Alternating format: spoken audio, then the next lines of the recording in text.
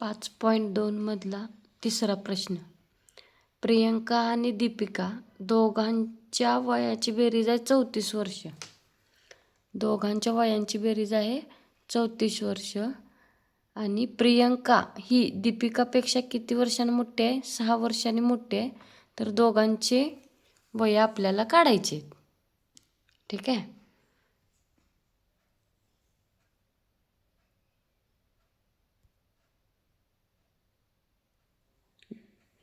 तर प्रियंकाचं वय आपण x वर्ष मानलं आणि दीपिकाचं वय मानलं y वर्ष. आता पहिली अट काय? दोघींच्या वयाची बेरीज.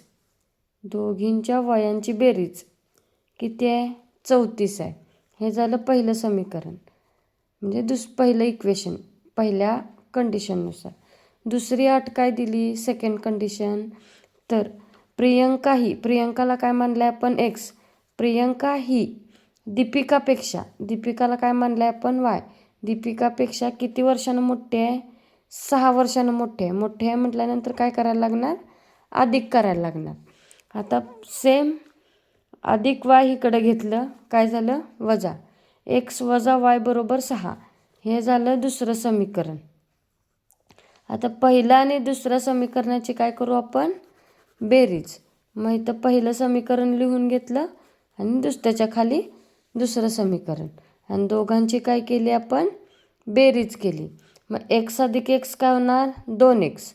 आणि अधिक y वजा y कॅन्सल झाला, चिन्ह वेगवेगळे असल्यामुळं. आणि 34 अधिक 6 काय झालं? 40. हे 2 गुणाकारात आहे. इकडे गेल्यावर काय होईल? भागाकारात जाणार. मग 40ला भागिले कोण गेलं? 2. मग 2 भाग जातो. बेक के बे, बेदोनी 4 आणि 0, म्हणजे एक्सची किंमत काय मिळाली आपल्याला? 20. आता ही एक्सची किंमत समीकरण 1 मध्ये टाका किंवा 2 मध्ये टाका. कुठंही टाकलं तरी उत्तर तुम्हाला तेच मिळणार आहे. पण अशा ठिकाणी टाकायचं जिथं आपल्याला सोपं पडेल सोडवायला. मग मी काय केलं आहे? एक्सची किंमत 1 मध्ये टाकली, समीकरण 1 मध्ये. हेच इंग्लिशमध्ये कसं लिहिणार? Put x = 20 in equation 1.